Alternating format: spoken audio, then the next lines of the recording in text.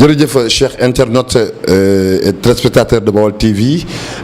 ñëwaat nañ seen émission question de l'heure dalalaat suñu daanaan bi muy Mansour Cissé nekk journaliste ñuy def benn jàngatee ji ci démission bi nga xamante ni lettre bi ñu gis démb ki nga xamante nii moo nekkoon porte-parole réew mi di Abdourahmane Diouf def ko jóge ci parti boobu nan lañ ko jàngatee wax ji bëri na loolu Sénégal yi bëri na loolu sëñ Mansour démb ki nga xamante ni mooy Abdourahmane Diouf maanaam ci la tàggatoog li nga xamante ni mooy Idrissa Seck yow ban jàngat nga ci def. salaamaaleykum wa rahmatullahi taala wa barakaatu. waaw comme ni nga ko waxee rek ñun noonu lañ ko gisee ci Facebook mais boo liilee lettre bi di nga xam ni ñoom ñaar ci wàllu politique dañoo tàqalikoo waaye amul animosité parce que dem na cax bay waxati ci lettre bi ne man Idrissa Seck sàkk naa ci moom ñaan te ñaanal na ma mais rappel historique bi dafay baax parce que boo xoolee Abdourahmane Diouf ak Idrissa Seck mi nga xamante la 11 mai 2005 ca Point E donc ñoom ñaar relation intellectuelle la ñu amoon xam nga Idrissa Seck tamit intellectuel bu mag la léegi ñuy c'est-à-dire Abdourahmane Diouf nekk Genève bu ñëwee Sénégal ñu toog gisee di waxtaan le 11 mai boobu sax ci fàttali dafa mel ni Farba Senghor li ñu ko doon tuumaal ne dafa jëloon ay bouse de vache maanaam ay neefare nag sànni ko kër Idrissa Seck dafa mel ni bés boobu sax loolu ci la xewee donc ñuy dem di dem comme ni ma ko waxee saa bu Abdourahmane Diouf jógee Genève parce que def na fa 17 ans bu ñëwee Sénégal ñu gisee toog waxtaan ba le 1er juillet su ma juumalee 2011 am benn émission bu ku ñuy wax Fabrice Ngema doon def invité woon docteur Abdourahmane Diouf en tant que docteur en droit invité ko léegi Fabrice Ngema laaj ko ne ko lan moo tax Idrissa Seck le 23 juin 2011 nekkuloon Sénégal au moment où leader yi nga xam ne ñoo gën a am solo ci réew mi ñu ngi fi woon quoi doon xeex mu waxoon ko ne ko carrément Idrissa Seck bon il a toujours été cohérent donc ay troisième man nag nangam ak nangam yooyu yëpp moom mooy ki nga xam ne moo ko njëkk a taxaw xeex ko ni mu ko défendre ci biir parti réew mi ñi am xibaar xam nañ ne loolu daf leen neexoon comprendre nga donc su ma juumalee ci la ko Idrissa Seck jël daal di koy nommé porte-parole parce que temps yooyu chargé de communication am na keneen ko ko yoroon donc ñu tàmbali di liggéey mais aussi tamit en flashback toujours boobu Abdourahmane Diouf bi muy nekk Genève taxuloon mu nekk membre réew mi mais doon na leen jàppale ci nan la ñuy préparer élection parce que amoon na foofu benn kuréel gu fa nekkoon boo xamante ne moo doon jàppale Idrissa Seck foofu ci Genève mu leen di wan nan la ñuy préparer élection ak communication ainsi de suite donc ci rappel affaire yi noonu la demee ba nga xamante ne bii su ma jumulee le 30 janvier 2013 officiellement ci la Abdourahmane Diouf nekk membre réew mi mais ci fàttali aussi tamit octobre defe naa 2012 ci lañ ko nommé mu nekk directeur général lu SONES donc moo Idrissa Seck mosuñu am problème bon li tax mu bett sénégalais yi c'est parce que Abdourahmane Diouf ci yenn sénégalais yi li leen jaaxal mooy lan moo tax moom il est brillant lan moo tax mu nekk nit ku yiw te miinuñu loolu ci ëttu politique li ñu miin ci ëttu politique mooy saaga sosalante ainsi de suite lan moo tax moom mu mel noonu ba pare di ànd ak Idrissa Seck donc pour ñenn ñi en fait li mu def mooy li war a mën a nekk mais aussi tamit pour ñenn lan moo tax yëfi jaaxal leen mooy bon au moment où par exemple ñu ngi doon wax naa Idrissa Seck du dem fenn jëmul fenn partem bi jëmul fenn ñëpp a ngi dem lan moo tax Abdourahmane Diouf ak ni mu mel ni mu brillant ni mu nekkee intellectuel ni mu nekkee nit ki yow mu topp Idrissa Seck comprendre nga donc dafa am ñaari groupe yoo xamante ne ñoom ñii dañoo jàppoon ne ànd bi Idrissa Seck ànd ak Abdourahmane Diouf loolu nit mënu ko comprendre ñeneen ñi jàpp ne donc comme traversé na loolu lan moo tax tamit mu bàyyi ba moment bi doog a démissionné mais l'un dans l'autre daal man li ma ci jàpp mooy moom li mu wax ci lettre bi man ba fi mu ne nii ma loolu laay mën a jàpp mooy pare na pour fu ko réewam soxla mu liggéeyal réewam pare na aussi tamit pour amaat beneen orientation léegi orientation boobu nag moom la nit ñi xamagul mais aussi tamit dafay baax ñu fàttali 1988 Idrissa Seck bi nga xamante ne bii dafa quitté woon Abdoulaye Wade am na ñu koy wax biñ ko laajee dafa ne ñaar moo tax benn bi faw ma njàng mu wér moo xamante ne bii damay am xam-xam beneen bi faaw moo dem uti koom goo xamante ne bii su ma jàkkaarloo Abdoulaye Wade en résumé du ma am complexe pour wax ak moom bon loolu yaakaaruma ne dal na Abdourahmane Diouf parce que Abdourahmane Diouf man ci li ma yëg ba bi muy ñibbi Sénégal boobu commencé woon na sax di liggéeyal boppam pour wax la talent wam ak expérience am ak xam-xamam demoon na ci ba nga xamante ne même bu demee ci yenn foraay wala ci yenn ndaje yu mag yi dana obligé di jël badge yeneen dëkk yi pour mën a participer ci yooyu ndaje. da daan jaaxal sax ñenn ñi ko daan fekkee daan ko daan mais yow lan moo tax yow à chaque instant yow doo kii ni ñu koy waxatee ton talent doo ko mettre mukk au service en fait de ton pays. juste pour te dire que ni Abdourahmane Diouf nekk na koo xamante ne bii li tax démission indi kenn ku nekk di ci wax c'est parce que dafa nekk un client boo xam ne c'est un très bon client pour les médias ñun journalistes yi pour les sites internet mais aussi tamit pour la personne lambda parce que aussi man damay faral di wax ne moom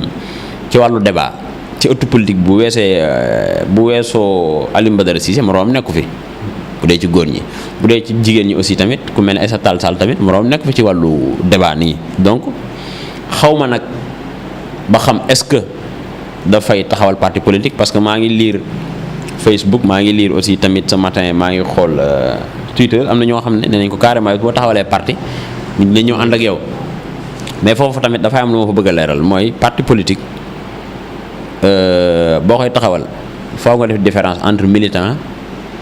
ak fans ak ñi nga xamante ne ay noo koy waxee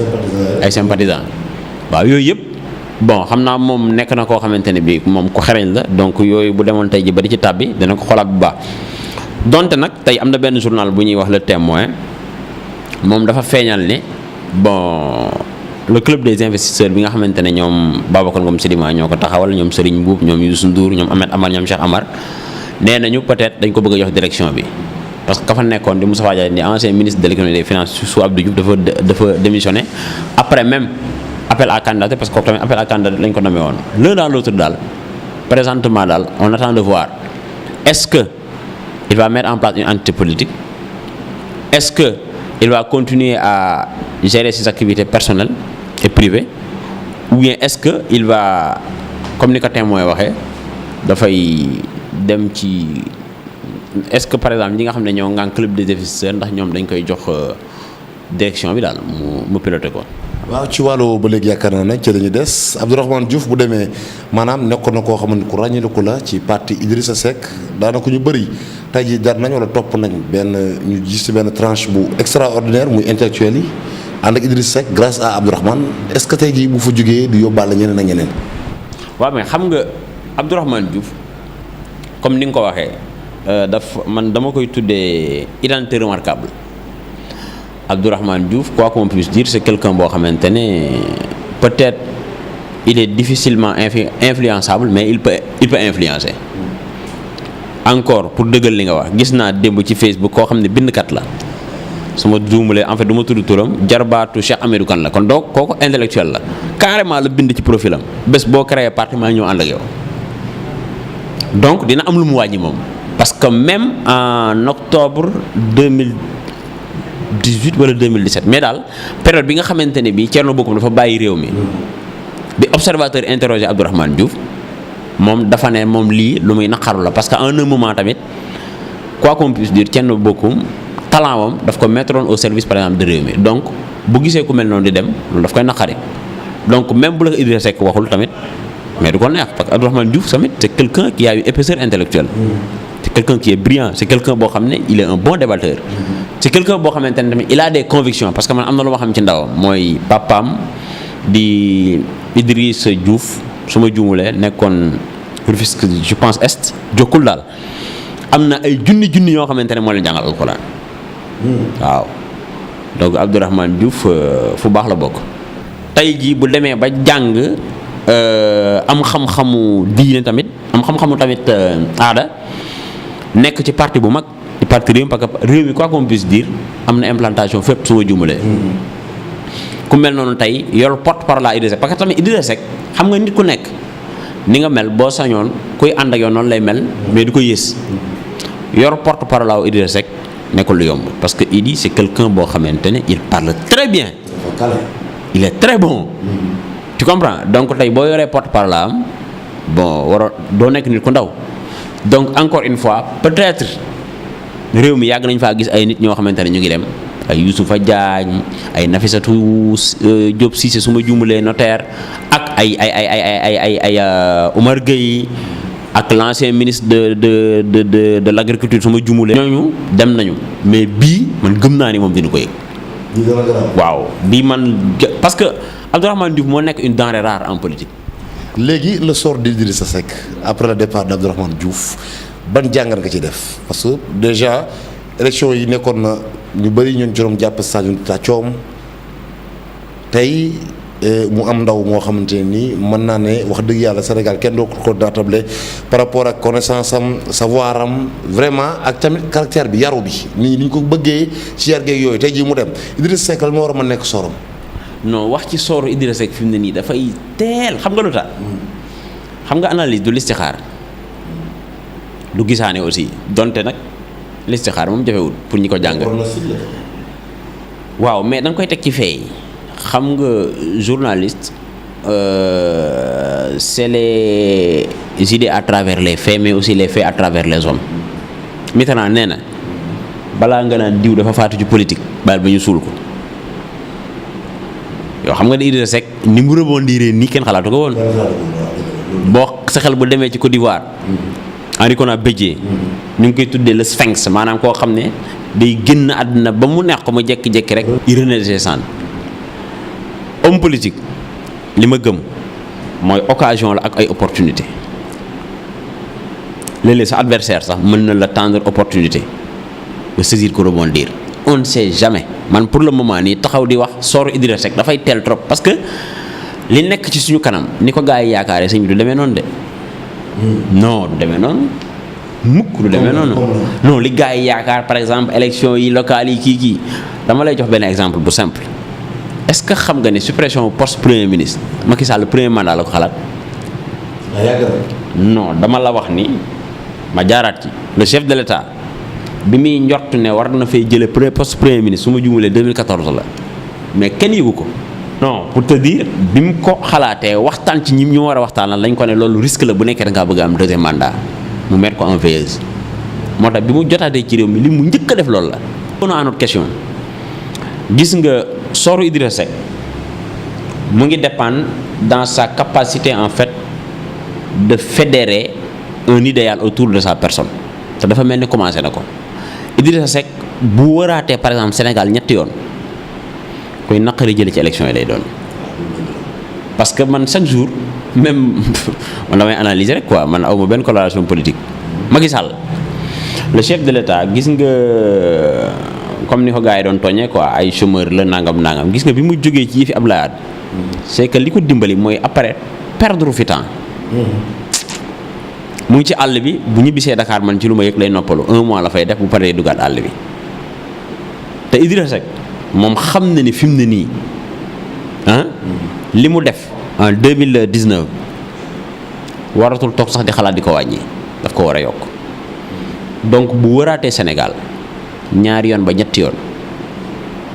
gën a dugg ci biir nit ñi yaa ngi dégg moom élection yi di ñëw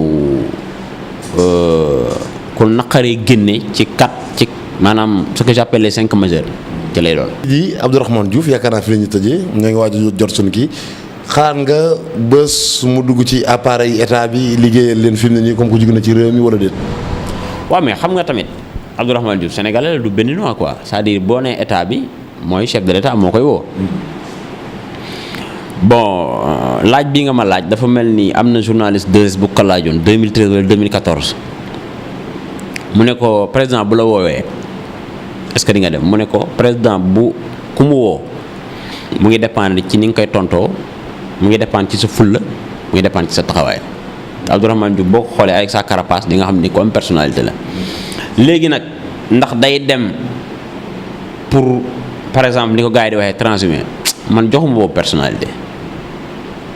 te aussi tamit même bu loolu amoon circonstance atténuante moom peut-être bi muy am entre guillemets dina wuteeg ñenn ñi nga xam ne dañu taxawoon ne par exemple APR wala parti socialiste nekkul aspirine bu ñuy seeyal ci biir kaasu APR ñu di ko naan te ñooñu tey ji dem nañu. gis nañ fi koo xamante ne du ma tudd turam ku jigéen ku taxawoon ne carrément bés bu ngeen ma gisee ma ànd ak waa PDS. yéen ñëpp ku am xaj na nga ko jox sama tur. gis nañ fi ku taxaw ne carrément man su ma namee dem APR